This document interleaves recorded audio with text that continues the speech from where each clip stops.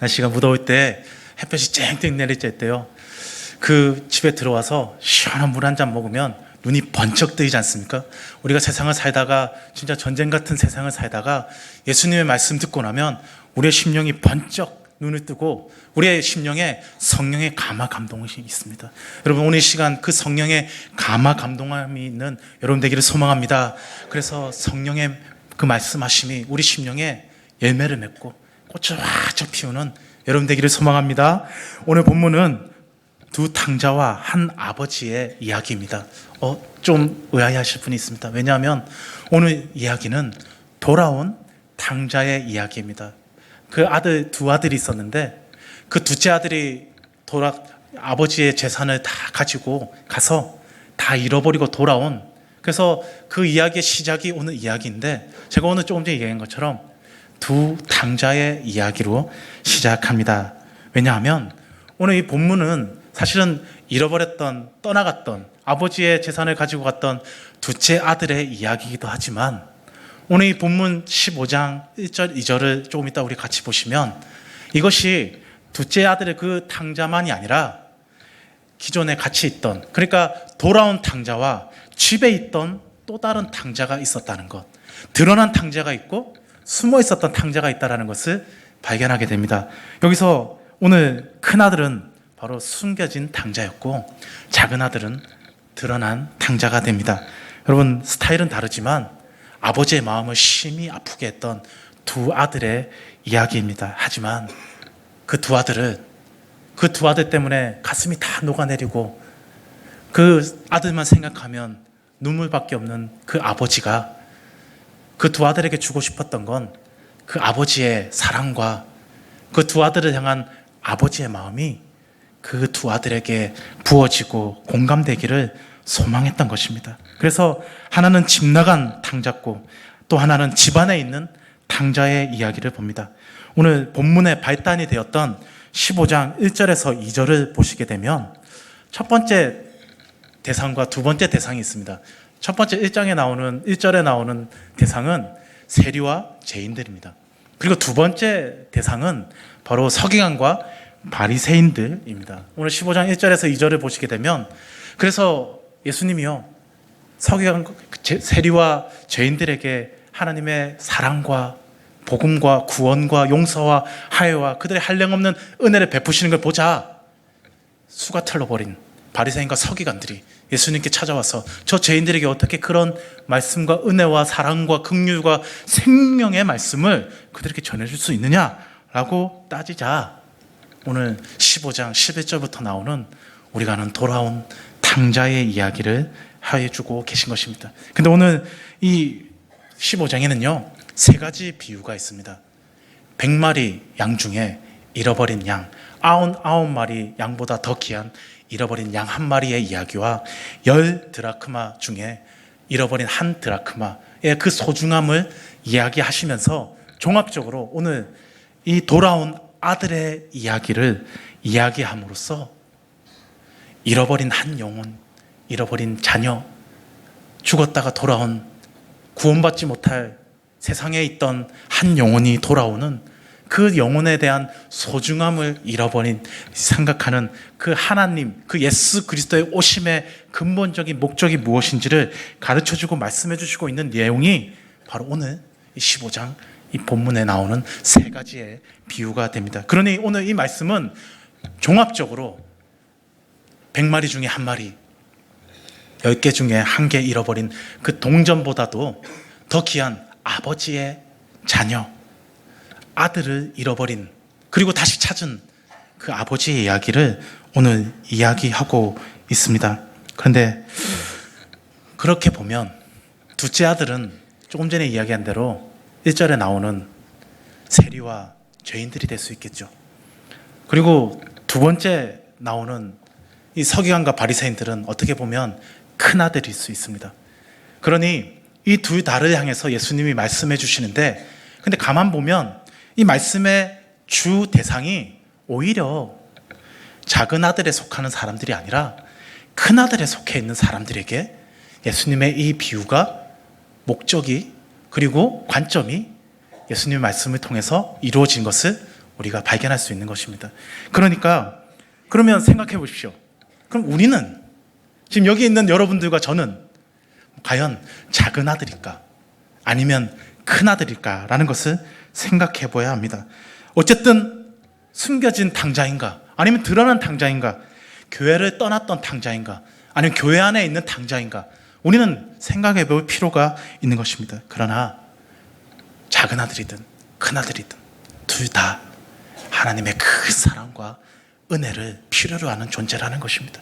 그래서 예수님은요, 오늘 두 대상을 향해서 말씀을 전해주시면서 한쪽만 아들이 아니라 둘 다 큰 아들과 작은 아들, 자신의 자녀임을, 그래서 이 말씀을 끝까지 보시다 보면요, 이 아버지가 작은 아들이 돌아왔을 때만 그 먼 거리를 다가선 게 아니라 문 밖에서 들어오지 않고 있던 큰 아들을 향해서도 그 발걸음을 밖으로 나와서 작은 아들도 큰 아들도 다 위로하고 힘쓰면서 자신이 그 아버지의 마음을 알아주기를, 그리고 하나님의 마음으로 이 큰 기쁨에 동참하기를 소망하는 것이 바로 오늘 그 이야기의 핵심이 되는 것입니다. 그러면 먼저 살펴볼 것은 이 두 번째 작은 아들이요, 왜 이 당자라는 말은요, 허랑방탕하게 살았다라는 것을 의미하므로 당자라고 얘기합니다.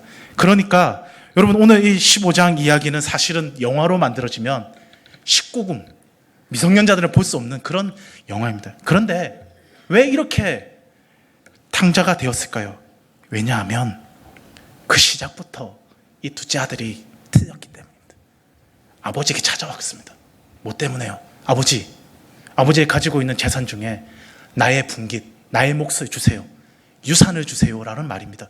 유산은요, 살아있는 자에게 달라는 것이 아니라 죽은 자에게 달라는 것입니다. 그러니 자식이 아버지에게 찾아와서 자신의 분깃을 달라고 하는 이유는 그 내면에 재산을 목적으로 하는 것뿐만 아니라 아버지의 마음은 그 돈을 주는 것이, 자신의 재산을 떼어주는 것이 마음 아픈 것이 아니라 아버지를 살아있는 아버지로 인정하지 않고 죽은 아버지로 인정하고 이제 아버지를 떠나서 세상에 나아가겠습니다 라고 이야기하는 그 아들의 마음이 아버지의 마음을 후벼파고 있는 것이죠. 그런데요, 이 아들이 세상에 나아갔는데 세상이 만만치 않았습니다. 모든 걸 다 잃어버렸는데, 잃어버릴 뿐만 아니라 거지가 되었는데, 세상에 부딪혀 보니까 이게 아버지의 품에 있던 세상과 너무나 달랐습니다. 다 잃어버리고 돼지우리에 들어가서 그들이 아무것도 주지 않자, 오늘 성경에 보니까요, 쥐염 열매를 주지 않았다고 되어 있습니다. 돼지의 먹이를 그에게조차 주지 않아서 돼지우리에 들어가서 돼지 먹이를 먹었단 말은 몰래 숨어서 그거라도 먹고 연명했다라는 말입니다. 그랬더니 이 당자가요, 이 둘째 아들이 겪었던 세상은 얼마나 혹독하고 잔인하고 무서운 세상이었는지 모릅니다. 예수님이 말씀하신 것이 그것입니다. 나는 포도나무요, 너희는 가지니라고 얘기하는 그 말 속에는 나를 떠나서는 너를 살 수가 없을 뿐만 아니라 가지가 끊겨져 생명에서 떠난 그 순간부터 그 가지는 불에서 타고 말라 비틀어져 죽을 수밖에 없는 존재이니 너희가 힘쓸 것은 포도나무인 나에게 붙어있기만 하면 열매를 맺을 수 있다라고 이야기한 것입니다. 오늘 예수님이요, 이 탕자가 아버지의 곁에 떠나자 재물만 잃어버린 것이 아니라, 여러분, 돼지우리 속에 사는다는 것은 말 그대로 요즘의 말로 시궁창 속에 사는 거 아닙니까? 사람의 인격과 모습과 형체조차 다 사라져버린 모습입니다. 그 증거가 뭐냐 하면 이 탕자가 이제 거기서 견딜 수 없어서요, 아버지의 집을 그리워하게 됩니다. 여러분, 이게 얼마나 축복인지 모릅니다. 세상을 떠나서, 교회를 떠나서 세상 속에 살다가 하나님의 품이 너무 그리운 겁니다. 주님을 떠나버린 그 순간, 은혜 받던 그 순간, 예배의 그 순간, 하나님이 내게 주신 그 놀라운 은혜의 그 순간 하나하나가 생각이 나서 다시 돌아온 그 순간이 되었는데, 여러분, 그러면 우리의 마음에, 우리의 자존감에 어떤 마음이 듭니까? 고개 들 수도 없고, 하나님, 내가 너무 멀리 온 것 아닙니까? 나는 하나님 품에 돌아올 수 없는 거 아닙니까? 라고 생각할 수밖에 없는 그런 당자가 되어버렸습니다. 그래서 아버지께 돌아와서 아버지라고 부르지 않고 품꾼 속에 그냥 그렇게 살 수 있도록만 해주세요라고 얘기하는데, 그 말이요, 가만 보니까 아버지의 마음을 더 아프게 하는 말이었습니다. 돌아온 아들이 돌아왔는데, 이 아들이요, 은혜의 아들이 아니라 율법 속에 살고 있는, 그래서 억만제한 쪽에 살다가 도저히 구원받을 수 없을 거라고 생각하고 하나님께 나와서 나는 십자가를 누릴 수 없는 죄인입니다라고만 율법 속에 살고 있는 겁니다. 그런데요, 아버지가 오늘 말씀해 보니까 더 멀리, 다 오지도 않았는데 먼 거리를 다가와서 그 아들의 목을 끌어안고 입에 입을 맞추면서 그 아들에게 입혀주는 세 가지가 있었습니다. 그 세 가지가요, 첫 번째가 새 옷이었습니다. 두 번째는 가락지였습니다. 그리고 마지막으로 발에 신을 신겼습니다. 여러분, 이 세 가지가 이 아들은 상상할 수 없었던 한 가지였습니다. 왜냐하면 여러분, 새 옷을 입었다는 것은 사람이요, 옷에 따라 그 사람의 모습과 신분과 격이 달라집니다. 그 말은 이전에 너는 죄인의 모습이었고 처참한 돼지우리 속에 있었던 그 모습이지만, 그러나 그 이전의 모습을 다 벗어버리고 의의 옷, 하나님이 아버지가 주고 싶은 가장 좋은 옷을 그 아들에게 입혔을 뿐만 아니라 가락지를 끼워줬지 않습니까? 이 가락지는요, 그 당시에 그 가락지는 그냥 반지가 아닙니다. 여러분, 그 영화를 보시면, 베너라는 영화를 보시면 유다 베너가요, 메살라가 이 가문을 위협하자 장부에 써서 유다 베너가 가락지 속에 있는 인장을 그 계약서 속에 탁 치면서 메살라에 겁을 줍니다. 그 말은 이 인장 속에 있는 가문의 힘과 능력이 이 인장 속에 있다는 것을 두고 팡 찍어버립니다. 아버지가 그 아들에게 가락지를 끼웠다는 것은 무너진 자존감과 잃어버렸던 그의 삶 속에 이제 아버지가 주고 싶은 능력을 주고 싶었던 겁니다. 그리고 마지막, 그 아들의 발에 신을 신겼다는 것은, 여러분, 맨발은 아무나 되는 것이 아닙니다. 노예와 종만이 신발을 신지 않습니다. 모세가 떨기나무 앞에 갔을 때 하나님께서 그 모세의 발에 신을 벗으라 했단 말은 바로 하나님의 종된 모습을 의미합니다. 그런데 그 아들의 신발에 발을 신겼다라는 것은 종을 벗길 뿐만 아니라, 아들아, 너는 나에게 죄인으로, 나에게 종으로 찾아왔지만 너는 이제 자유자다. 너는 이 신을 신고 자유자라 살아라 라는 의미로 하나님 아버지의 그 예수 그리스도께서 이 탕자의 의미를 우리에게 주심으로 의와 영광과 자유를 우리에게 허락하여 주신 것을 이 탕자에게 보여주시고 계신 것입니다. 사랑성도 여러분, 우리는 작은 아들, 잃어버린 탕자일 수 있습니다. 억만 죄에서 죽어서 하나님 앞에 내가 너무 멀리 왔습니다. 하나님을 바라볼 수 없는 나의 존재이지 않습니까? 라고 돌아와 고개도 주저 없는 부끄러운 내 모습이라 할지라도 예수님은 우리를 있는 모습 그대로 그 죄에서 무너진 나의 모습을 위해서 십자가에 달려 죽으시고 나를 위하여 내 손에 가락지를 끼워주시고 나에게 의의 새 옷을 입혀주시고 죄에서 자유한 신을 신겨주시는 아버지라는 것을 믿으시는 여러분 되기를 소망합니다. 그랬는데요, 이제 이 아들이 돌아왔지 않습니까? 이제 잔치가 벌어지지 않습니다. 근데 아버지가요, 이 아들이 돌아온 너무 기쁜 나머지 소를 한 마리 잡아봤는데요, 이 소를 잡으면, 소 한 마리 잡으면 몇 명이 먹을까요? 제 기억에 한 40~50명, 60명은 먹습니다. 소를 잡았단 말은 가족만이 이 기쁨을 누린 것이 아니라 온 가족뿐만 아니라 온 동네가 이 기쁨을 누렸으면 하는 아버지의 마음이 있습니다. 아들이 돌아온 것이 한 가족뿐만 아니라 온 교회와 민족의 기쁨이 되기를 아버지는 소망했던 것입니다. 여러분, 우리 이웃산 남부교회에 그러한 기쁨과 잔치가 날마다 벌어지기를 소망합니다.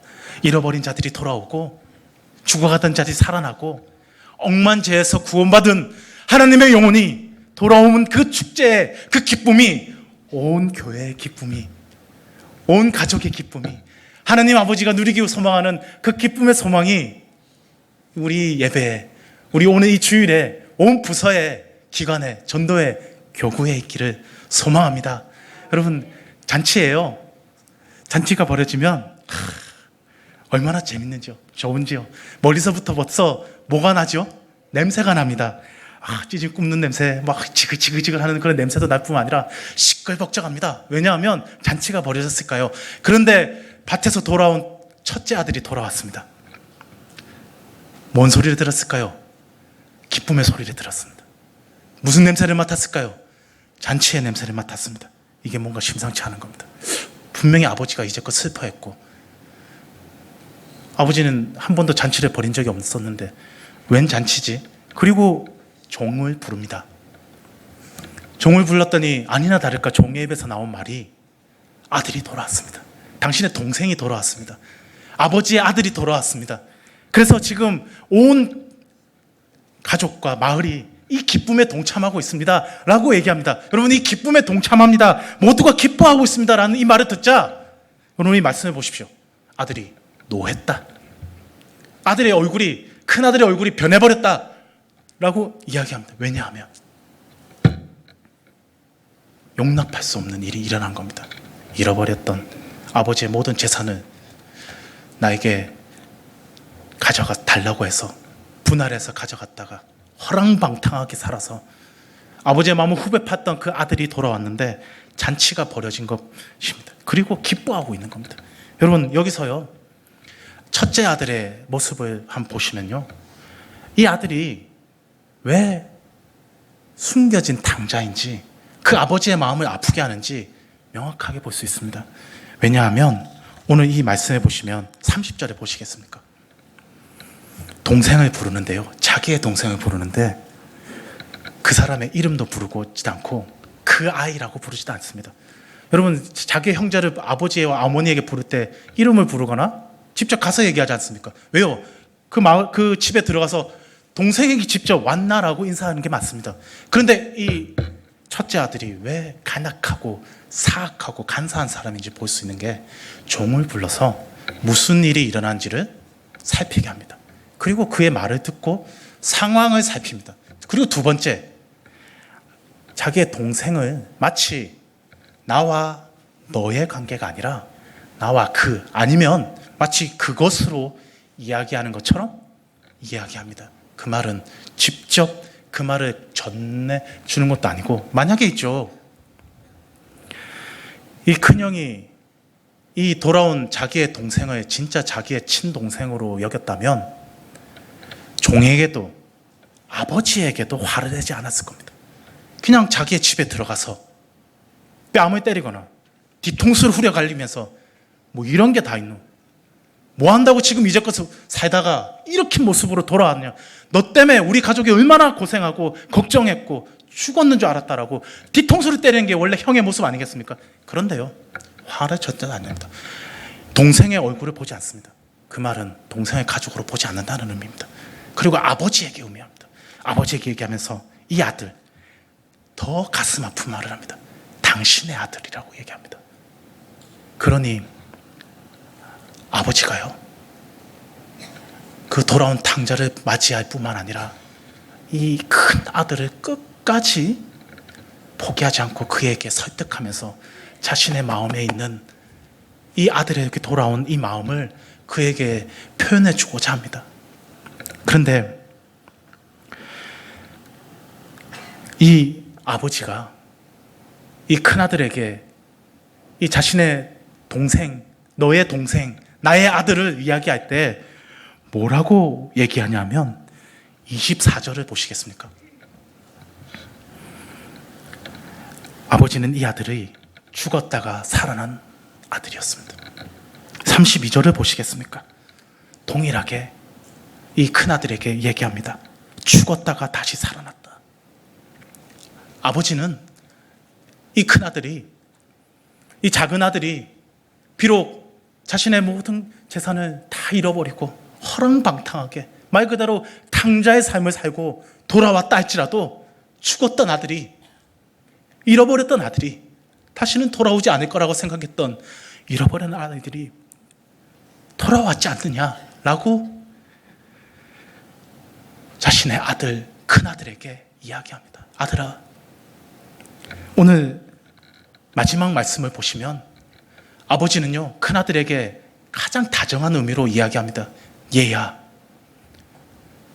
죽었다가 살아온 동생이 돌아왔지 않느냐?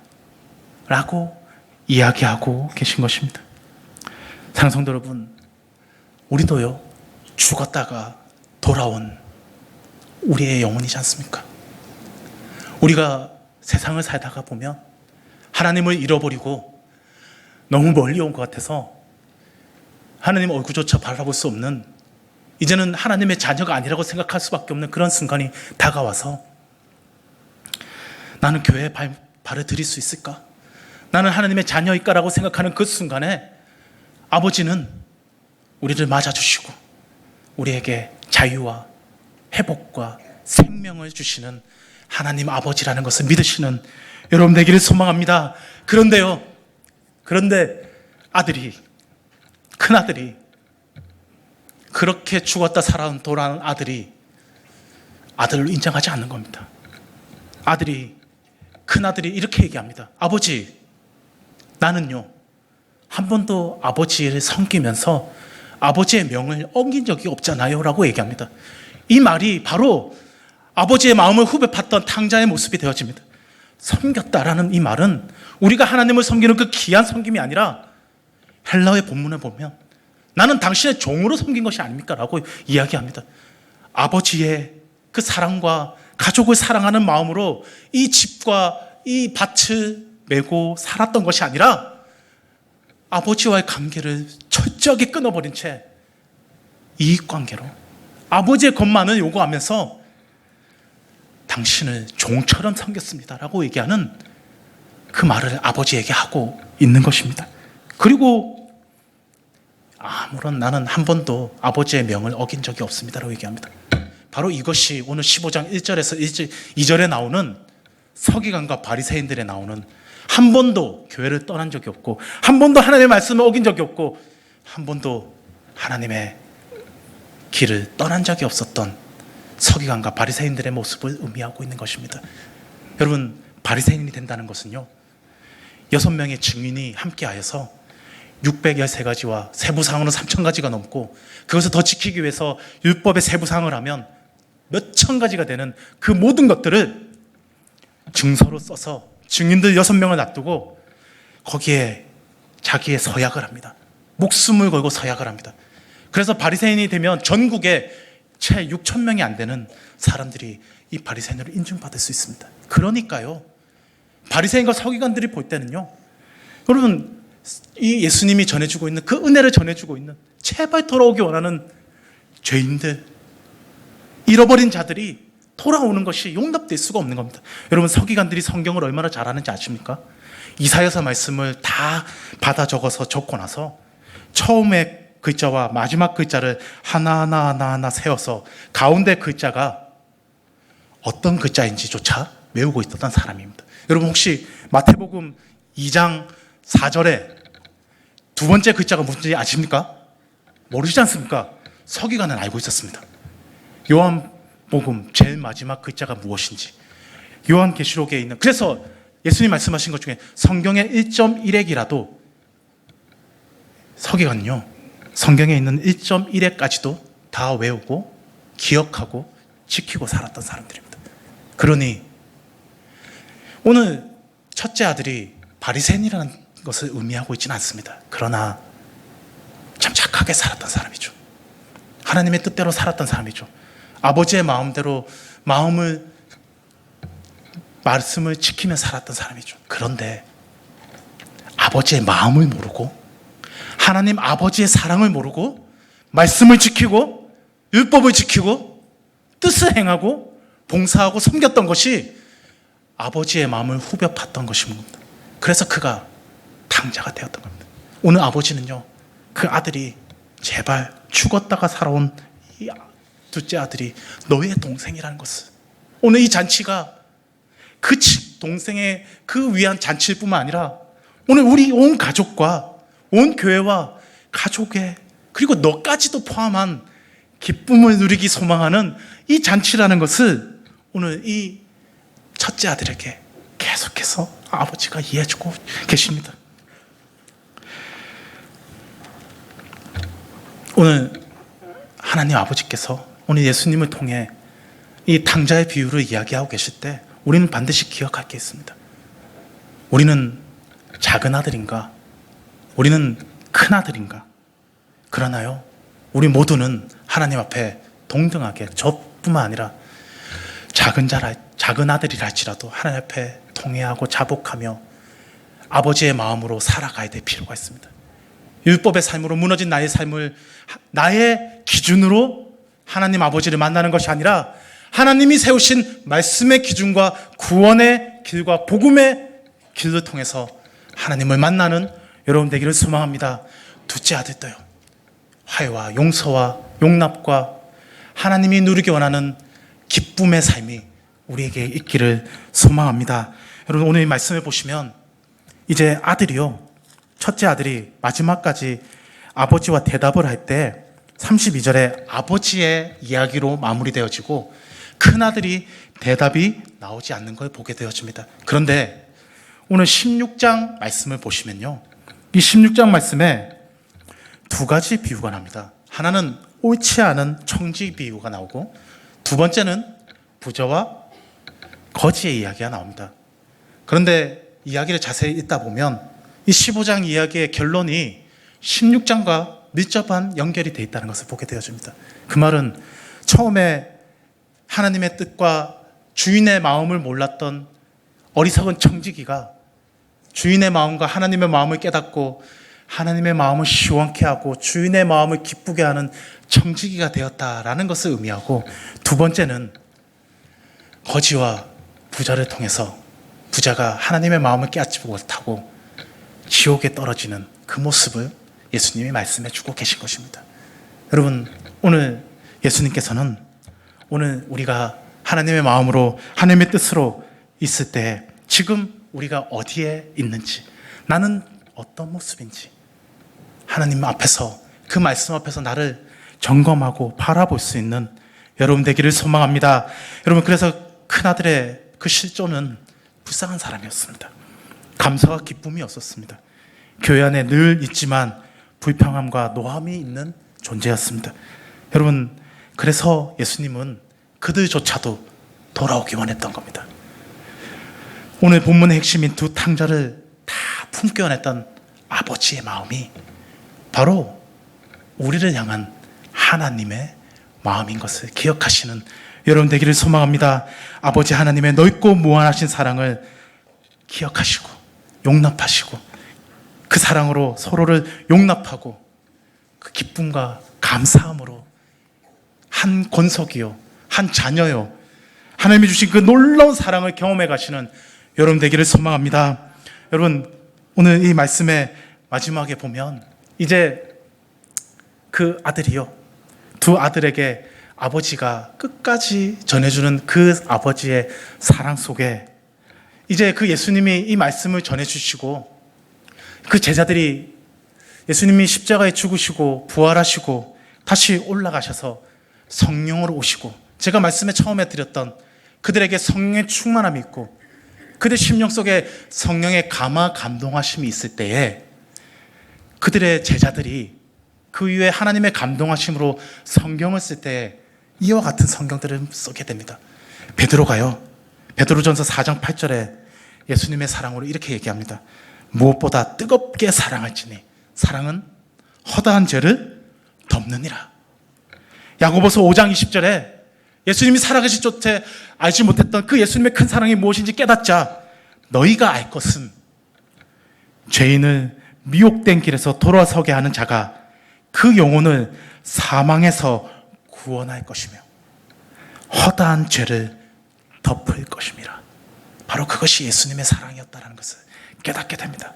히브리서 12장 1절에 이러므로 우리에게 구름이 같이 허다한 증인들이 있으니 모든 무거움과 얽매이신 죄를 벗어버리고 인내로써 우리 앞에 당할 경주를 하며 함께 걸어가야 될 동역자이며 가족이며 권속이며 아버지의 아들이 곧 나의 동생이었고 그 동생이 죽었다가 살아오던 아버지의 기쁨이었고 소망이었고 간절한 기담이었다는 것을 기억하시는 여러분 되기를 소망합니다. 여러분 사진자가 되면요, 얼마나 여기 예배 올 때마다 누군가 좀 인사를 해주기 바랍니다. 여러분 10명 중에 한 몇 명이나 새가족이 되었을 때 교회 와서 자신이 모르는 성도들에게 자신이 먼저 손을 내밀어서 인사할 수 있는 새가족이 있겠습니까? 그분 진짜 대단한 분이죠. 열의 9은 대부분 다 고개를 푹 숙이고 대부분 뭘 보고 있죠? 주보를 뚫어지게 봅니다. 왜냐하면 부끄럽고 뻘쭘하기 때문입니다. 그런데 그때에 큰 아들인 우리가 먼저 다가서서 그의 손을 잡아주고 밝은 얼굴로 그들을 안아주면서 함께 연약하고 때로는요, 잃어버린 영혼, 상처받은 영혼, 죽었다가 돌아온 영혼들에게 예수 그리스도의 그 아버지의 사랑으로 다가가 품어주고 안아주는 예수 그리스도의 큰 기쁨이 있는 우리 사랑하는 울산남부교회 성도분 되시기를 소망합니다. 오늘 그 아버지의 마음이, 그 하나님, 오늘 이 말씀을 전해주신 예수님의 마음이 여러분에게 충만하기를 소망합니다. 아버지가 기뻐하는, 하나님이 기뻐하시는 주의 자녀 되시는 여러분 되기를 소망합니다. 우리 함께 기도하겠습니다.